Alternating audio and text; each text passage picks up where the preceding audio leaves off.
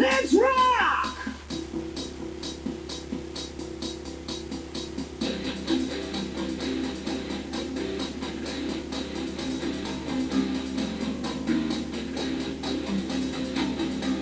Oh no! Good morning, everyone. Here we are today at the Australian Computer Museum in Sydney, and I'm going to be unboxing this beautiful Commodore Amiga 600. It's got the original box. It's obviously not fresh in box. It's been used. This was donated to us by Alyssa Rothwell, who is a lecturer at University of New South Wales, and she actually used this very computer to do a lot of multimedia art projects back in the 90s. We are going to hopefully be getting this going and then use it as a display computer here in the museum. So let's get started. So again, the box is worn, but it's actually intact. And you can see it's still got this nice opening procedure. There we go. Okay, so what do we get?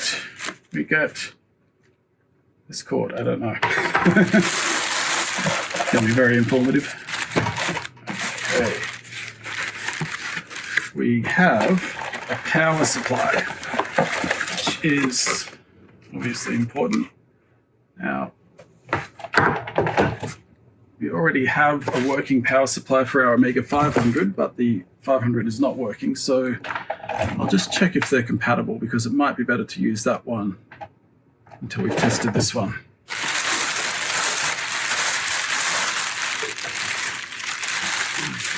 And again, Alyssa has taken so much care of this. It's actually really pristine.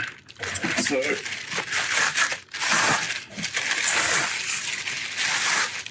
think we'll need to keep it covered up when it's not in use, because I don't want it to get dusty sitting around.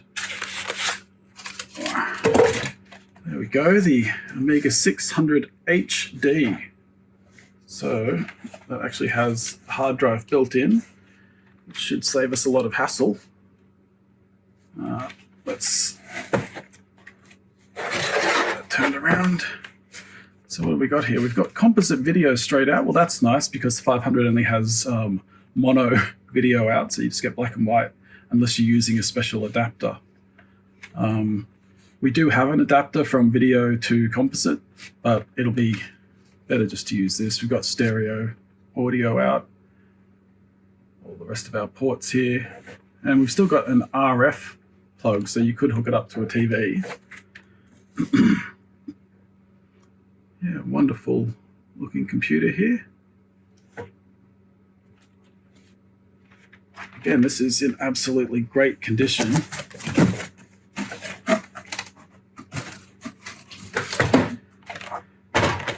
So I do want to be as careful as possible with this, because I think it's just so lovely. I don't want anything to happen to it. Yeah, definitely way smaller than the 500.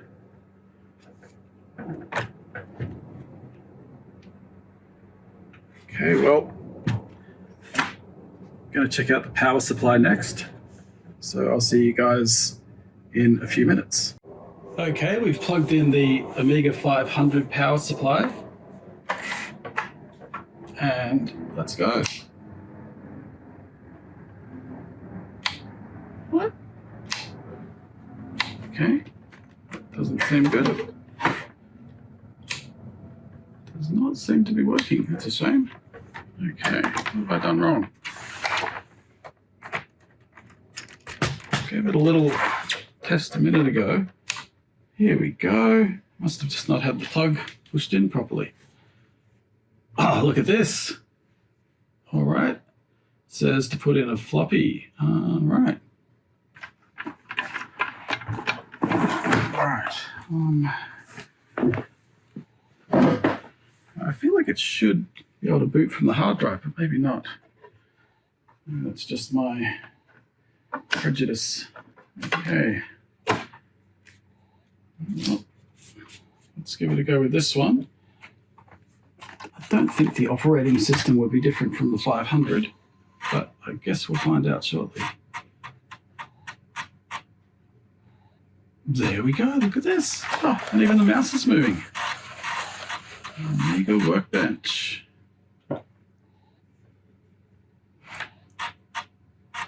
Okay, clock not found. Presumably whatever battery was in there is not functioning anymore. Floppy drive is still functioning though, which is great. And look at this.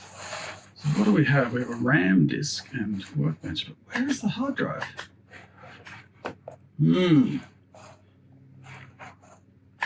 I think I'm going to need to do a little bit more research.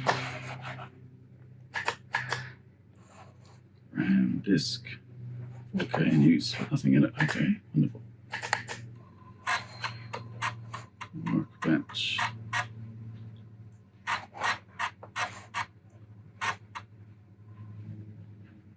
Okay, well, you know, everything seems to be working, so that's nice. We have Wonder Boy.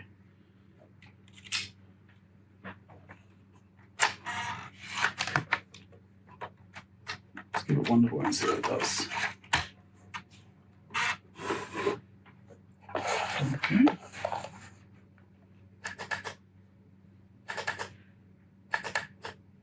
It doesn't like that. Now, do we need to boot the computer with the game disk in to get the game to run? So to find out. Is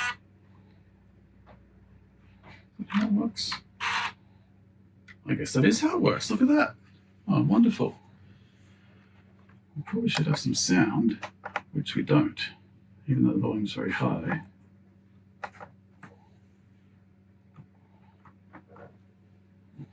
So I have to check that. Obviously, someone's...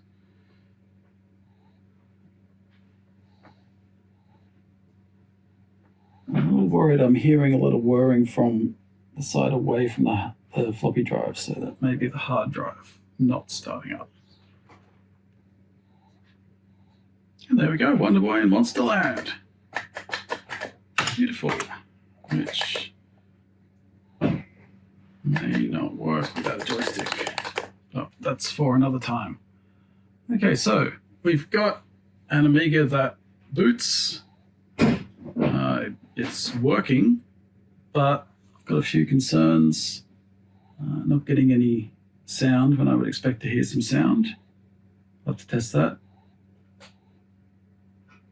Also sounds like the hard drive is sort of trying to spin up and not doing anything, so I guess we want to check that.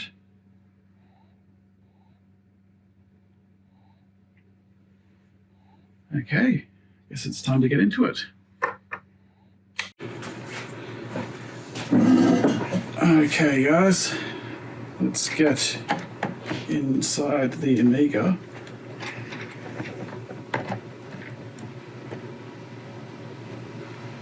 Once again, I have a few concerns about that hard drive. Otherwise though, it's actually seems pretty good. It's possible I'm just using it wrong.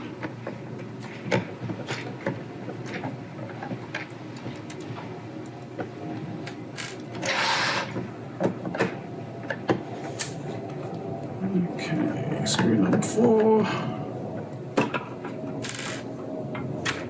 Two odd little ones over here. Keep those separate because I think they might be a different size. The other ones are the same. Hope. We'll see.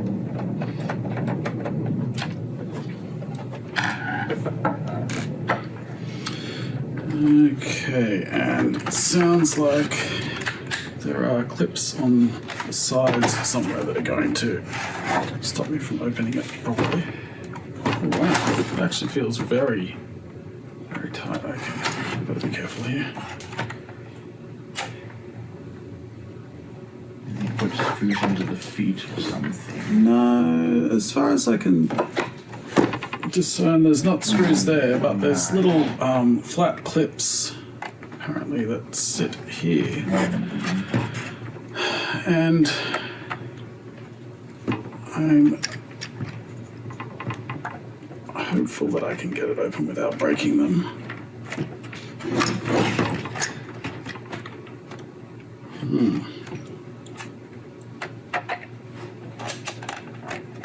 Okay, we've got some clips here. I think I got that.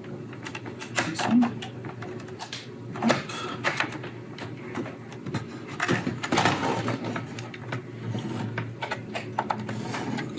Of Amiga guys watching this video and just cursing me because I'm probably being too rough, but oh look, there we go, got that one. Okay, here's a kit. Probably a bit rough with that one, but I think I made it. Yep, oh, I got away with it. There we go.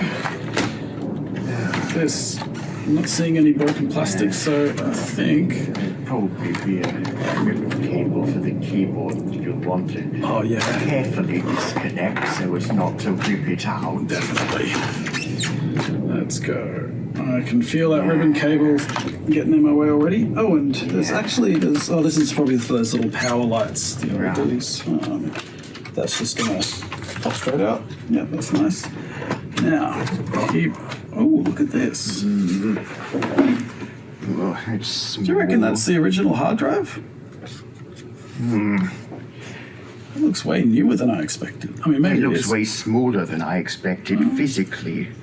It's 32 megabytes. I mean, it's not huge for the time. Actually, that's probably period. Yes. So, I was expecting like this big rusty unit, you know, and it looks really. It's like a laptop drive. Well, I was expecting something like this. What?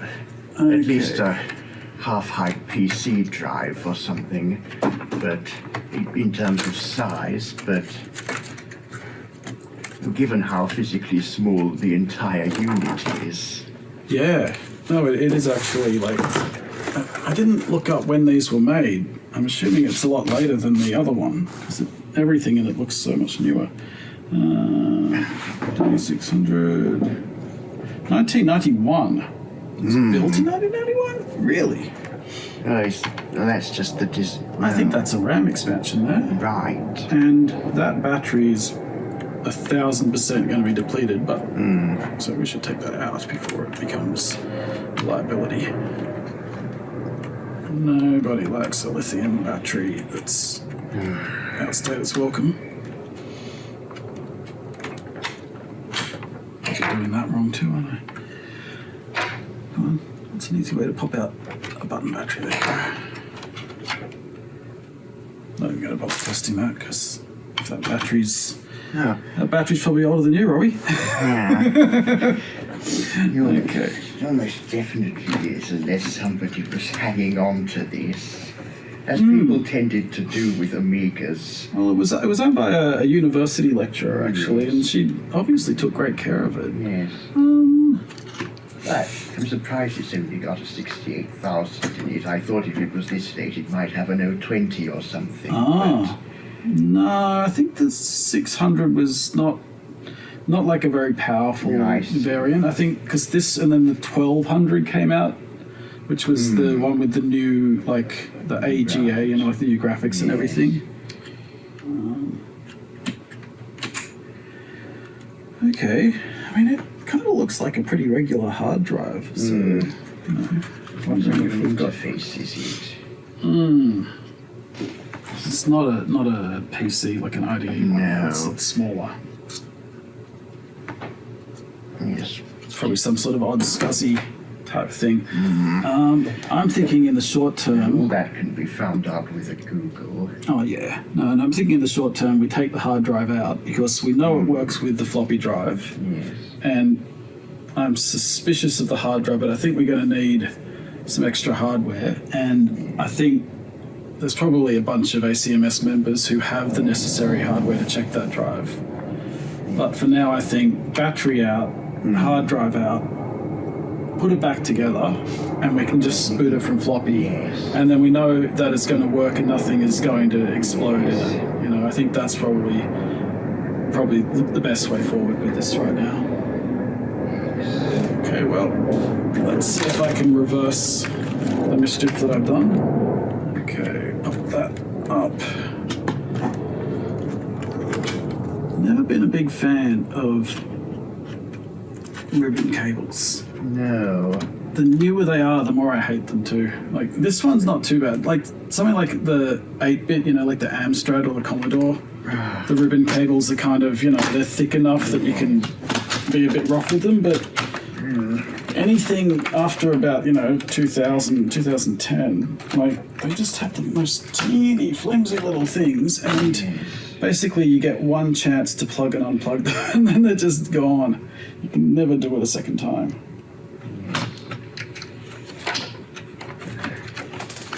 I remember I bought some like mini HDMI, like little flat HDMI cables, you know, that I wanted to use for a Raspberry Pi project. And it came with like basically just a little length of ribbon cable and then like some clip-on HDMI plugs. And I think I bought like 4 plugs, you know, and 2, even though I only needed 1 cord. But I thought, no, I'll get spares. And even then, I didn't manage to get a single one together without snapping something, and none of them worked.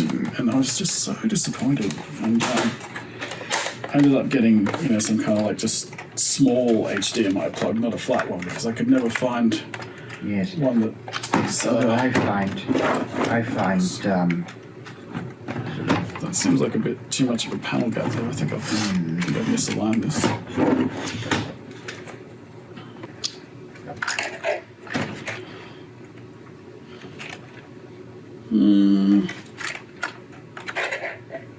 You know what, I think this gap matches the one on the other side, so I think maybe there just is... I mean, obviously there was a gap for me to get that screwdriver in, so maybe I'm just just expecting the wrong thing there. So let's get it back together and see if I've done anything irreversible.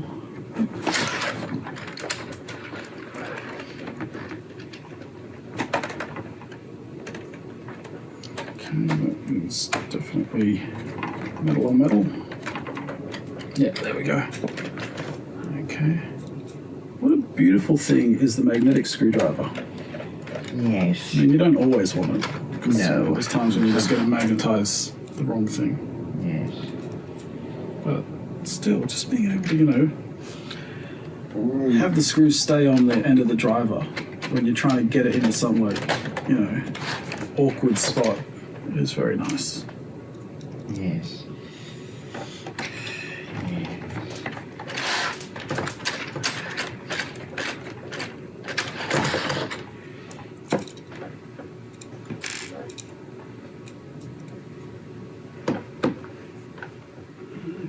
I'm actually quite excited now. Because again, I mean, we know it'll boot off floppy and we know it'll run games off floppy. Yes.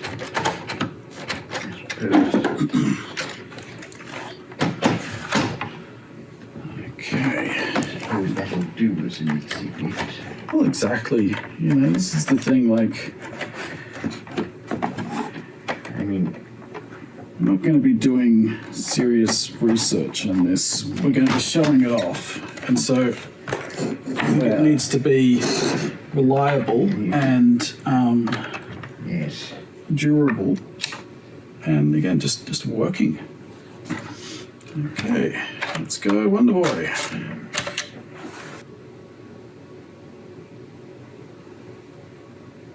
Okay. That's not what I wanted. I mean, is there some kind of silly thing where it won't boot off floppy if it doesn't have a hard drive? That would be annoying. Right.